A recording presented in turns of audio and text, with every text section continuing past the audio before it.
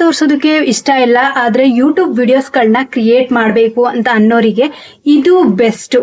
Cartoon ವಿಡಿಯೋಸ್ಗಳನ್ನ ನೀವು create ಮಾಡೋದ್ರಿಂದ ನೀವು ಮುಖ ತೋರಿಸೋ ಅವಶ್ಯಕತೆನೂ ಇರಲ್ಲ. ಒಳ್ಳೆ ರೀತಿಯಲ್ಲಿ ನೀವು ಕ್ರಿಯೇಟ್ ಮಾಡ್ಬೋದು, ಹಾಗೆ ಹೆಚ್ಚಾಗಿ ಮನಿನ ಅರ್ನಿಂಗ್ ಮಾಡ್ಬೋದು.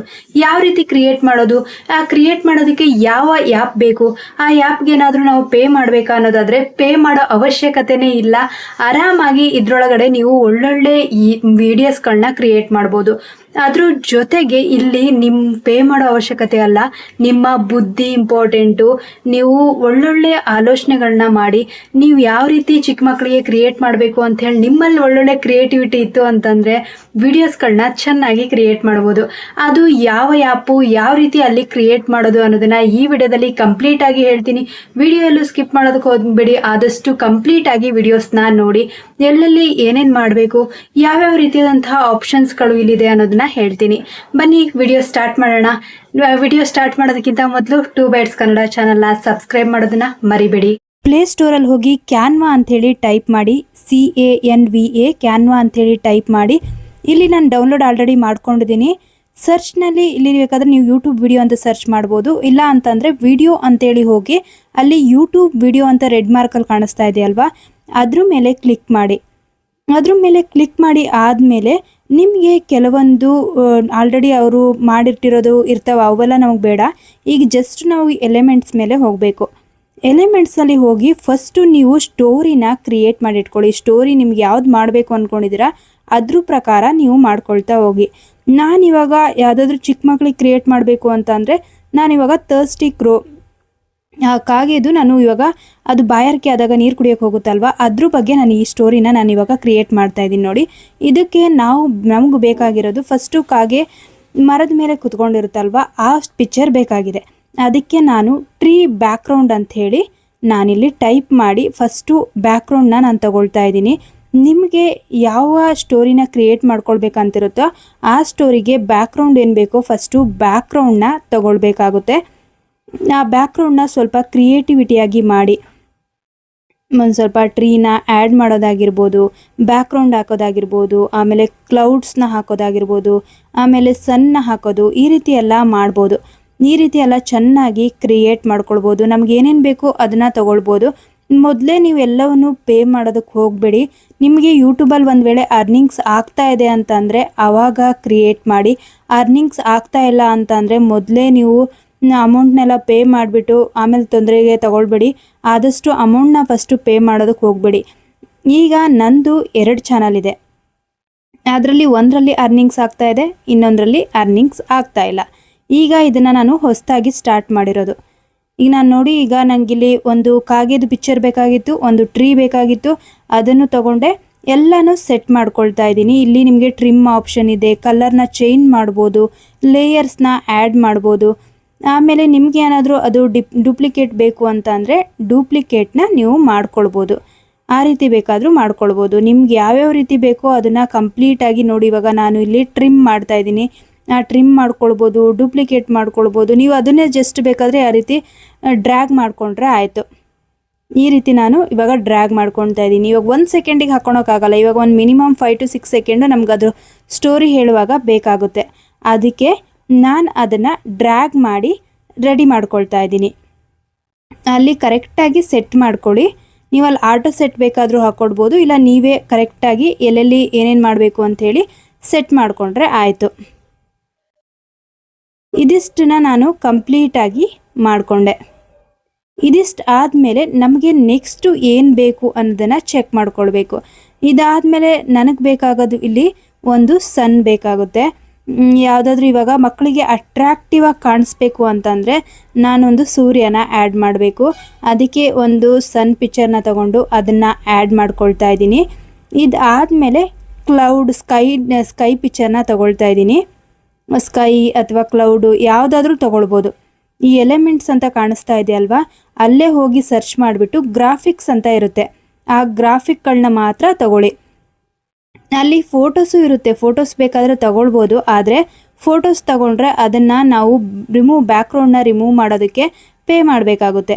ಅದಕ್ಕೆ ಎಲಿಮೆಂಟ್ಸ್ನ ತಗೊಳ್ಳಿ. ಎಲಿಮೆಂಟ್ಸ್ನ ತಗೊಂಡ್ರೆ ನೀವು ಪೇ ಮಾಡೋ ಅವಶ್ಯಕತೆ ಇರಲ್ಲ. ನೋಡಿ ಇದು ಎಷ್ಟು ಅಟ್ರಾಕ್ಟಿವ್ ಆಗಿ ಕಾಣಿಸ್ತಾ ಇದೆ. ಜಸ್ಟ್ ಒಂದು ಸನ್ ಹಾಕಿ ಅಲ್ಲಿ ನಾವೊಂದು ಮೋಡಗಳನ್ನೆಲ್ಲ ಹಾಕಿದಾಗ ಅದು ಇನ್ನೂ ಅಟ್ರಾಕ್ಟಿವ್ ಆಗಿ ಕಾಣಿಸ್ತಾ ಇದೆ. ಇದಾದಮೇಲೆ ಅಲ್ಲಿ ಕಾಗೆ ಹಾರು ಹೋಗುತ್ತಲ್ವಾ, ಅದಕ್ಕೆ ಕ್ರೋ ಫ್ಲೈಯಿಂಗ್ ಅಂತೇಳಿ ನಾನು ಆ್ಯಡ್ ಮಾಡಿಬಿಟ್ಟು ಅಲ್ಲಿ ಜಸ್ಟ್ ಸರ್ಚ್ ಮಾಡ್ತೀನಿ. ಸರ್ಚ್ ಮಾಡುವಾಗ ಕಾಗೆದು ಯಾವುದೋ ಒಂದು ಗ್ರಾಫಿಕ್ ಬರುತ್ತೆ, ಅಲ್ಲಿ ಆಲ್ ವಿಡಿಯೋಸ್ ಗ್ರಾಫಿಕ್ ಅಂತ ಕಾಣಿಸ್ತಾ ಇದೆ ಅಲ್ವಾ, ಆ ಗ್ರಾಫಿಕ್ ಮೇಲೆ ಪಿಕ್ಚರ್ ಮೇಲೆ ನೀವು ಕ್ಲಿಕ್ ಮಾಡಿದ್ರೆ ನಿಮ್ಗೆ ಯಾವ್ದು ಬೇಕೋ ಅದನ್ನು ನೀವು ತಗೊಳ್ಳಿ. ಇಲ್ಲಿ ಕಿಂಗ್ ಮಾರ್ಕ್ ಥರ ಕಾಣಿಸ್ತಾ ಇರುತ್ತೆ, ಅದೆಲ್ಲ ಪೇ ಆಗಿರೋದು. ಕಿಂಗ್ ಮಾರ್ಕ್ ಕಾಣಿಸ್ತಾ ಇರುವಂಥದ್ದು ಪೇ ಆಗದೇ ಇರೋದು. ಅದನ್ನು ನೆನಪಲ್ಲಿ ಇಟ್ಕೊಳ್ಳಿ. ಫಸ್ಟಿಗೆ ಪೇ ಮಾಡೋಕ್ಕೆ ಹೋಗಬೇಡಿ. ನಿಮ್ಮದು ಒಂದು ವೇಳೆ ಅರ್ನಿಂಗ್ಸ್ ಆಗ್ತಾ ಇದೆ ಅಂತಂದರೆ ಆವಾಗ ಪೇ ಮಾಡ್ಬೋದು. ಈಗ ನಾನಿಲ್ಲಿ ಎಫೆಕ್ಟ್ಸಲ್ಲಿ ಹೋಗ್ಬಿಟ್ಟು ಇಲ್ಲಿ ಕಸ್ಟಮ್ ಅಂತ ಕಾಣಿಸ್ತಾ ಇದೆ ಅಲ್ವಾ, ಆ ಕಸ್ಟಮ್ ಮೇಲೆ ಕ್ಲಿಕ್ ಮಾಡಿದ್ದೀನಿ. ಕಸ್ಟಮ್ ಮೇಲೆ ಕ್ಲಿಕ್ ಮಾಡಿಬಿಟ್ಟು ಅನಿಮೇಷನ್ ಅಂಥೇಳಿ ಅಲ್ಲಿ ಕಾಣಿಸುತ್ತೆ. ಕಸ್ಟಮ್ ಮೇಲೆ ಜಸ್ಟ್ ಅನಿಮೇಷನ್ ಥರ ಇದನ್ನು ಮಾಡಬೇಕು. ಈ ರೀತಿ ನಾವು ನಮ್ಗೆ ಹಿಂಗೆ ಫ್ಲೈ ಮಾಡ್ತಾ ಇರೋದು ಅದ್ರ ಮೇಲೆ ಪಿಕ್ಚರ್ನ ಹಂಗೆ ಹಾಕ್ಬಿಟ್ಟು ಅಲ್ಲಿ ಸ್ಟಡಿ ಕೊಟ್ಬಿಟ್ರೆ ಆಯಿತು. ಸ್ಟಡಿ ಅಂದರೆ ನೀಟಾಗಿ ಹೋಗ್ತಾ ಇರುತ್ತೆ, ಅದು ಪ್ರಾಬ್ಲಮ್ ಇಲ್ಲ. ಇವಾಗ ಒರಿಜಿನಲ್ ಆಗಿ ನೀವು ಹೆಂಗೆ ಮಾಡಿದ್ರೋ ಅದನ್ನೇ ಮಾಡ್ಬೋದು. ಇಲ್ಲ ಸ್ಟಡಿ ಇವಾಗ ವಾಕಿಂಗ್ ಎಲ್ಲ ಮಾಡುವಾಗ ಸ್ಟಡಿ ಅಂಥೇಳಿ ಕೊಡಬೇಕಾಗುತ್ತೆ. ಡನ್ ಅಂಥೇಳಿ ಕ್ಲಿಕ್ ಮಾಡಿದ್ರೆ ಆಯಿತು. ಅಲ್ಲಿ ನಿಮ್ಗೆ ಕಾಣಿಸ್ತಾ ಇದೆ ನೋಡಿ ಅನಿಮೇಟ್ ಅಂತ ಏನೋ ಇದೆ ಅಲ್ವಾ, ಅದ್ರ ಮೇಲೆ ಕ್ಲಿಕ್ ಮಾಡಿ. ಇದಿಷ್ಟು ಪಿಕ್ಚರ್ ಆಯಿತು. ಇದಾದಮೇಲೆ ಅದು ಒಂದು ವಿಲೇಜ್ಗೆ ಹೋಗುತ್ತೆ. ಆ ವಿಲೇಜ್ ಬ್ಯಾಕ್ಗ್ರೌಂಡ್ ನನಗೆ ಬೇಕಿವಾಗ. ಅದಕ್ಕೆ ನಾನು ಏನು ಮಾಡ್ತಾ ಇದ್ದೀನಿ, ಇದನ್ನು ಜಸ್ಟು ಡ್ರ್ಯಾಗ್ ಮಾಡ್ಕೊಳ್ತಾ ಇದ್ದೀನಿ. ಅದಿಷ್ಟು ಆದಮೇಲೆ ಜಸ್ಟು ಒಂದು ಡ್ರ್ಯಾಗ್ ಮಾಡ್ಕೊಳ್ಳಿ. ಇದನ್ನು ನೀವು ನೋಡೋದಕ್ಕೆ ತುಂಬ ಲೇಟ್ ಆಗ್ತಾ ಇದೆ ಅಂತ ಅನಿಸ್ಬೋದು, ಆದರೆ ನೀವು ಪಿಕ್ಚರ್ನ ರೆಡಿ ಮಾಡ್ತಾ ಇರುವಾಗ ನಿಮ್ಗೊಂದು ಸ್ಟೋರಿ ಪರ್ಫೆಕ್ಟಾಗಿತ್ತು ಅಂತಂದರೆ ಆರಾಮಾಗಿ ಈ ವಿಡಿಯೋನ ಕ್ರಿಯೇಟ್ ಮಾಡ್ಬೋದು. ನಾನು ಸ್ಟೋರಿನ ಆಲ್ರೆಡಿ ರೆಡಿ ಮಾಡಿಟ್ಕೊಂಡು ಆಮೇಲೆ ಕ್ರಿಯೇಟ್ ಮಾಡೋದು, ಆಗ ನಮಗೊಂದು ಪರ್ಫೆಕ್ಟ್ ಪಿಕ್ಚರ್ ಇರುತ್ತೆ. ಇದಾದಮೇಲೆ ನಾನಿಲ್ಲಿ ನೆಕ್ಸ್ಟ್ ತೊಗೊಂಡಿದ್ದೀನಿ. ನೆಕ್ಸ್ಟ್ ತೊಗೊಂಡ್ಬಿಟ್ಟು ಅದನ್ನು ನಾನು ಎಲ್ಲೆಲ್ಲಿ ರಿಮೂವ್ ಮಾಡಬೇಕಲ್ವ ಅದನ್ನು ವಿಲೇಜ್ ಬ್ಯಾಕ್ಗ್ರೌಂಡ್ ಮೇಲ್ಗಡೆ ಇವಾಗ ಇದು ಕಾಗೆದು ಬರ್ತಾ ಇದೆ, ಮೋಡ ಬರ್ತಾ ಇದೆ, ಅದನ್ನೆಲ್ಲ ಸ್ವಲ್ಪ ಸೈಡ್ ಮಾಡಿಕೊಂಡು ಇಲ್ಲಿ ನಾನು ಇದನ್ನು ರೆಡಿ ಮಾಡ್ಕೊಳ್ತಾ ಇದ್ದೀನಿ. ವಿಲೇಜ್ನ ನಾನು ಯಾವಾಗ ಫಸ್ಟಿಗೆ ಹೆಂಗೆ ಮಾಡ್ಕೊಂಡಿದ್ನೋ ಅದನ್ನು ನೆಕ್ಸ್ಟ್ ವಿಡಿಯೋ ಹಾಕ್ಕೊಂಡ್ಬಿಟ್ಟು ಅಲ್ಲೇ ರೆಡಿ ಮಾಡ್ಕೊಳ್ತಾ ಇದ್ದೀನಿ. ಈಗ ಇದು ಹೋಗುವಾಗ ಏನಾಗುತ್ತೆ ಅಂತಂದರೆ ಡೌನಲ್ಲಿ ನಿಮಗೆ ಅಲ್ಲಿ ಇನ್ನೊಂದು ಪ್ಲಸ್ ಮಾರ್ಕ್ ಕಾಣಿಸ್ತಾ ಇರುತ್ತೆ ಲೆಫ್ಟ್ ಸೈಡಲ್ಲಿ, ಅದ್ರ ಮೇಲೆ ಕ್ಲಿಕ್ ಮಾಡಿಬಿಟ್ಟು ಆಮೇಲೆ ಈ ವಿಲೇಜ್ ಬ್ಯಾಕ್ಗ್ರೌಂಡ್ನ ಆ್ಯಡ್ ಮಾಡ್ಕೊಳ್ಳಿ.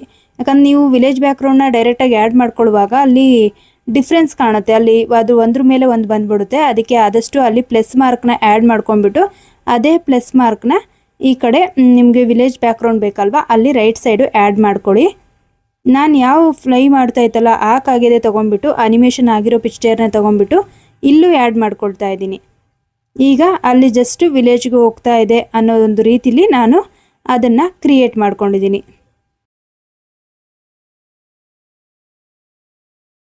ಈಗ ಕಾಗೆ ಒಂದು ವಿಲೇಜ್ಗೆ ಹೋಗುತ್ತೆ, ಆದರೆ ಅಲ್ಲಿ ಅದಕ್ಕೆ ನೀರು ಸಿಗಲ್ಲ.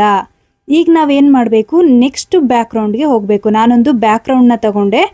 ಇಲ್ಲಿ ಒಂದು ವಿಲೇಜ್ನಲ್ಲಿ ನಾವು ಒಂದು ಹಟ್ನ ಕ್ರಿಯೇಟ್ ಮಾಡಬೇಕು. ಒಂದು ಗುಡಿಸ್ಲ ಹತ್ರ ನೀರಿದೆ ಅನ್ನೋ ಥರ ಒಂದು ಹಟ್ನ ತೊಗೊಂಡ್ಬಿಟ್ಟು ಅಲ್ಲಿ ಆ್ಯಡ್ ಮಾಡ್ತೀನಿ. ಕರೆಕ್ಟಾಗಿ ಪರ್ಫೆಕ್ಟಾಗಿ ನೀವು ಅಲ್ಲಿ ನಿಮಗೆ ಯೂಟ್ಯೂಬ್ಗೆ ಫುಲ್ ವಿಡಿಯೋಗೆ ಯಾವ ರೀತಿ ಬೇಕೋ ಅದನ್ನು ಸೆಟ್ ಮಾಡ್ಕೊಳ್ಬೇಕು. ಸೆಟ್ ಮಾಡ್ಕೊಂಡು ಆದಮೇಲೆ ನನಗೆ ಹಟ್ಟು ಬೇಕಾಗಿತ್ತು, ಒಂದು ಹಟ್ಟನ್ನ ತೊಗೊಂಡ್ಬಿಟ್ಟು ಅಲ್ಲಿ ಫಿಕ್ಸ್ ಮಾಡ್ತಾ ಇದ್ದೀನಿ. ಈ ರೀತಿ ಅದು ಸ್ವಲ್ಪ ಜಾಸ್ತಿ ಬೇಕು ಅಂದರೆ ಅಲ್ಲಿ ಸೈಡಿಗೆ ನಿಮ್ಗೆ ಕಾಣಿಸ್ತಾ ಇದೆಯಲ್ಲ ಅಲ್ಲಿ ಡ್ರ್ಯಾಗ್ ಮಾಡಿಕೊಂಡ್ರೆ ಆಯಿತು, ಅದು ದೊಡ್ಡದಾಗುತ್ತೆ. ಅದು ಆದಮೇಲೆ ನನಗೊಂದು ಕ್ಲೇ ಪಾಟ್ ಬೇಕಾಗಿರುತ್ತೆ. ಒಂದು ಮಡಿಕೆಯಲ್ಲಿ ನೀರಿರುತ್ತಲ್ವ, ಆ ಕ್ಲೇ ಪಾಟ್ನ ನಾನು ಅಲ್ಲಿ ಎದುರುಗಡೆ ಇಡ್ತಾ ಇದ್ದೀನಿ. ಇದಾದಮೇಲೆ ನಮಗೇನು ಬೇಕಾಗುತ್ತೆ, ಕಲ್ಲುಗಳು ಬೇಕಾಗ್ತವೆ, ಅದ್ರ ಜೊತೆಗೆ ವಾಟರು ಬೇಕಾಗುತ್ತೆ. ವಾಟರು ನಾನಿವಾಗ ಅದರೊಳಗಡೆ ಕೆಳಗಡೆ ಇರುವಂತೆ ವಾಟ್ರ್ ಆ ಪಾಟ್ ಒಳಗಡೆ ಕೆಳಗಡೆ ಇರಬೇಕು. ಅದನ್ನು ನಾನಿಲ್ಲಿ ಕಂಪ್ಲೀಟಾಗಿ ಇಲ್ಲಿ ಕಟ್ ಮಾಡ್ಕೊಳ್ಬೇಕು. ಅದು ನಾನು ಸೈಡ್ ಮಾಡ್ತಾ ಇದ್ದೀನಿ ನೋಡಿ, ಇದೇ ರೀತಿ ಕಟ್ ಮಾಡ್ಕೊಳ್ಬಿಟ್ಟು ಸ್ವಲ್ಪ ಚಿಕ್ಕದಾಗಿ ಮಾಡಿಕೊಂಡು ಅದ್ರ ಒಳಗಡೆ ಕೆಳಗಡೆ ಸ್ವಲ್ಪ ನೀರು ಕಾಣಿಸುವಂಗೆ ಅದನ್ನು ಕ್ರಿಯೇಟ್ ಮಾಡಬೇಕು. ಇದು ಆದಮೇಲೆ ನಮಗೇನು ಬೇಕಾಗುತ್ತೆ, ಕಲ್ಲುಗಳು ಬೇಕಾಗುತ್ತೆ. ಕಲ್ಲುಗಳನ್ನ ಅಲ್ಲಿ ಸರ್ಚ್ ಮಾಡಿ, ರಾಕ್ಸ್ ಅಂಥೇಳಿ ಟೈಪ್ ಮಾಡಿ ನಾನೇನು ಮಾಡ್ತೀನಿ, ನೆಕ್ಸ್ಟು ಅದನ್ನು ಯಾವ ರಾಕ್ಸ್ ಬೇಕಾಗಿರುತ್ತೆ ಒಂದು ಸೈಡಲ್ಲಿ ರಾಕ್ಸ್ ಇರುವಂಗೆ ಅದನ್ನು ಫಸ್ಟು ಟೈಪ್ ಮಾಡಬೇಕು. ಓಕೆ, ನಾನಿವಾಗ ಇಲ್ಲಿ ಕ್ರೋದು ಫಸ್ಟ್ ಆ್ಯಡ್ ಮಾಡಿದ್ದೀನಿ. ಕ್ರೋ ಯಾವುದು ನಾವೀಗ ಹಾರ್ಕೊಂಡು ಬಂದು ಕೂತಿರುತ್ತೆ ಅದು ತುಂಬ ಟಯರ್ಡ್ ಆಗಿರುತ್ತೆ. ಆ ಟಯರ್ಡ್ ಫೇಸ್ ಇರುವಂಥ ಒಂದು ಕಾಗೆನ ನಾನು ತಗೊಳ್ಬೇಕಾಗುತ್ತೆ. ನಾನಿವಾಗ ಟಯರ್ಡ್ ಫೇಸ್ ಇರುವಂಥ ಒಂದು ಕಾಗೆನ ಇಲ್ಲಿ ನಾನು ಸೆಲೆಕ್ಟ್ ಮಾಡ್ಕೊಳ್ತೀನಿ.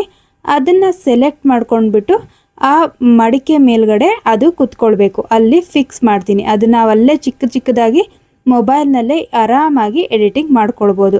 ಇದಕ್ಕೆಲ್ಲ ನಾವು ಸಿಸ್ಟಮೇ ಬೇಕು, ನಮಗೆ ಲ್ಯಾಪ್ಟಾಪೇ ಬೇಕು ಅಂತೇನು ಇಲ್ಲ. ನಾವು ಮೊಬೈಲ್ನಲ್ಲೂ ಇದನ್ನು ಕ್ರಿಯೇಟ್ ಮಾಡ್ಕೊಳ್ಬೇಕು. ನಿಮ್ಮದು ಒಂದು ವೇಳೆ ಅರ್ನಿಂಗ್ಸ್ ಎಲ್ಲ ಆಗುತ್ತೆ ಅಂದಾಗ ಆ ಟೈಮಲ್ಲಿ ಬೇಕಾದರೆ ನೀವು ಮೊಬೈಲ್, ಲ್ಯಾಪ್ಟಾಪು ನಿಮ್ಗೇನೇನು ಬೇಕೋ ಅದನ್ನು ತಗೊಳ್ಬೋದು. ಆದರೆ ಮೊದಲಿಗೆ ಏನು ಪೇ ಮಾಡಲಾರ್ದಂಗೆ ಮಾಡಬೇಕು ಅಂತ ಅಂದರೆ ಈ ರೀತಿ ಮಾಡ್ಕೊಳ್ಬೋದು. ಈಗ ನಾನು ಎಡಿಟಿಂಗ್ ಮಾಡ್ತಾ ಇರೋದು ಮೊಬೈಲ್ನಲ್ಲೇ ಎಡಿಟಿಂಗ್ ಮಾಡ್ತಾ ಇರೋದು. ಇಲ್ಲಿ ಕಾಗೆ ಆದಮೇಲೆ ನಮಗೇನು ಬೇಕು, ರಾಕ್ಸ್ ಬೇಕಾಗಿರುತ್ತೆ. ರಾಕ್ಸು ಫಸ್ಟು ಸೈಡಲ್ಲಿ ಸ್ವಲ್ಪ ಹಾಕಬೇಕು. ಅದಕ್ಕೆ ನಾನು ಸ್ವಲ್ಪ ಜಾಸ್ತಿ ಇರುವಂಥ ಒಂದು ಗ್ರಾಫಿಕ್ನ ನಾನು ತಗೊತಾ ಇದ್ದೀನಿ. ಇಲ್ಲಿ ನನಗೆ ಮೇಲ್ಗಡೆ ಒಂದು ಸೂಟ್ ಆಗುತ್ತೆ ಅನಿಸ್ತು, ಇದು ಸೂಟ್ ಆಗುತ್ತೆ ಅನಿಸ್ತು. ಇಲ್ಲಿ ಸೈಡ್ ತೊಗೊಂಡು ಅದನ್ನು ಜಸ್ಟು ಡೌನಲ್ಲಿ ಹಾಕ್ತಾ ಇದ್ದೀನಿ. ಇದು ಆದಮೇಲೆ ಇದರಿಂದ ನಾವು ಇವಾಗ ಚಿಕ್ಕದಾಗಿ ಒಂದು ಸಿಂಗಲ್ ರಾಕ್ಸು ಬೇಕಾಗುತ್ತೆ. ಯಾಕಂತ ಹೇಳಿದ್ರೆ ಕಾಗೆ ಅಲ್ಲಿ ಮೇಲ್ಗಡೆನ ತೆಗೆದು ಒಂದೊಂದೇ ರಾಕ್ಸ್ಗಳನ್ನ ಹಾಕ್ತಾ ಇರುತ್ತಲ್ವ, ಅದಕ್ಕೆ ಚಿಕ್ಕದಾಗಿರುವಂಥ ಒಂದು ಸಿಂಗಲ್ ರಾಕ್ಸ್ಗಳನ್ನ ನಾನು ತಗೊತೀನಿ. ಇಲ್ಲಿ ಯಾವುದು ಸಿಕ್ಕಲಿಲ್ಲ, ಆಮೇಲೆ ಮತ್ತೆ ಟೈಪ್ ಮಾಡ್ತೀನಿ. ಟೈಪ್ ಮಾಡಿ ನನಗೆ ಸಿಂಗಲ್ ರಾಕ್ಸ್ ಬೇಕಾಗಿರುತ್ತೆ, ಸಿಂಗಲ್ ರಾಕ್ಸ್ ತಗೊತೀನಿ. ನೀವು ಕ್ರಿಯೇಟ್ ಮಾಡ್ತಾ ಇದ್ದೀರಾ ಅಂತಂದರೆ ನೆನಪಿರಲಿ, ಒಂದು ಕ್ರಿಯೇಟಿವಿಟಿ, ಒಂದು ಒಳ್ಳೆ ಕ್ರಿಯೇಟಿವಿಟಿ ಇರಲಿ. ಯಾಕಂತ ಅಂದರೆ ಮಕ್ಕಳಿಗೆ ಆಗಲಿ ದೊಡ್ಡವರೇ ಆಗಲಿ ನೋಡ್ತಾ ಇದ್ದಾರೆ ಅಂತ ಅಂದರೆ ಅದು ಅಟ್ರಾಕ್ಟಿವ್ ಆಗಿರಬೇಕು. ಸ್ವಲ್ಪ ಝೂಮ್ ಮಾಡೋದು ಆ ರೀತಿ ಎಲ್ಲ ಮಾಡಿ. ಆ ರೀತಿ ಎಲ್ಲ ಮಾಡಿದಾಗ ಜನರಿಗೆ ಅಟ್ರಾಕ್ಟ್ ಆಗುತ್ತೆ. ಓ ಏನೋ ಹೇಳ್ತಾ ಇದ್ದಾರೆ ಅಂಥೇಳಿ ಅಟ್ರಾಕ್ಟ್ ಆಗುತ್ತೆ. ನೀರನ್ನು ಈ ರೀತಿ ಹಾಕಾದ್ಮೇಲೆ ನಾನಿಲ್ಲಿ ಕಲ್ಲುಗಳು ಬೇಕು, ಚಿಕ್ಕ ಕಲ್ಲುಗಳು, ಸಿಂಗಲ್ ಕಲ್ಲುಗಳೆಲ್ಲ ಬೇಕಲ್ವ, ಅದನ್ನು ನಾನಿಲ್ಲಿ ಆ್ಯಡ್ ಮಾಡ್ತಾ ಇದ್ದೀನಿ. ಈಗ ಸಿಂಗಲ್ ರಾಕ್ಸ್ ಯಾಕೆ ಬೇಕು ಅಂತಂದರೆ ಕಾಗೆಯ ಬಾಯಿಯಿಂದ ಆ ರಾಕ್ ಬೀಳಬೇಕು. ಆ ಕಲ್ಲು ಬಾಯಿಂದ ಬೀಳಬೇಕು ಅಂತ ಅಂದರೆ ನಾವಿಲ್ಲಿ ಅನಿಮೇಷನ್ಗೆ ಹೋಗಬೇಕು. ಮತ್ತೆ ನೆಕ್ಸ್ಟು ನಾನು ಇಲ್ಲಿ ಇದಾದ್ಮೇಲೆ ನಾನಿಲ್ಲಿ ಅನಿಮೇಷನ್ಗೆ ಹೋಗ್ತೀನಿ. ನಾನು ಫಸ್ಟಿಗೆ ಒಂದ್ಸಲಿ ನಿಮಗೆ ನೋಡಿರ್ತೀರಾ ಕಾಗೆದು ಮಾಡಿರ್ತೀನಿ. ಕಾಗೆದು ಅದು ಜಸ್ಟ್ ಹಾರೋ ಥರ ಎಲ್ಲ ಮಾಡಿದ್ನಲ್ವಾ, ಅದೇ ಥರ ಈಗ ಕಾಗೆ ಬಾಯಿಯಿಂದ ಹೆಂಗೆ ಬೀಳುತ್ತೆ ಅನ್ನೋದನ್ನ ನಾನಿಲ್ಲಿ ಕ್ರಿಯೇಟ್ ಮಾಡ್ಕೊಳ್ಬೇಕು. ಫಸ್ಟು ನಾವು ಕಂಪ್ಲೀಟ್ ಆಗಿ ಎಲ್ಲ ಸೆಟ್ ಮಾಡ್ಕೊಳ್ಬೇಕು. ಎಷ್ಟೆಷ್ಟು ಬೇಕು ಎಲ್ಲ ಡ್ರ್ಯಾಗ್ ಮಾಡ್ಕೊಳ್ಬೇಕು. ಡ್ರ್ಯಾಗ್ ಮಾಡ್ಕೊಂಡ್ಬಿಟ್ಟು ಆಮೇಲೆ ಕಂಪ್ಲೀಟ್ ಆಗಿ ಸೆಟ್ ಮಾಡ್ಕೊಳ್ಳಿ. ಯೂಟ್ಯೂಬ್ ವಿಡಿಯೋ ಅನಿಮೇಷನ್ನು ಕ್ರಿಯೇಟ್ ಮಾಡೋದು ಅಷ್ಟು ಸುಲಭ ಅಲ್ಲ. ಇದನ್ನ ಮಾಡೋದಕ್ಕೆ ತುಂಬಾನೇ ಟೈಮ್ ಬೇಕಾಗುತ್ತೆ.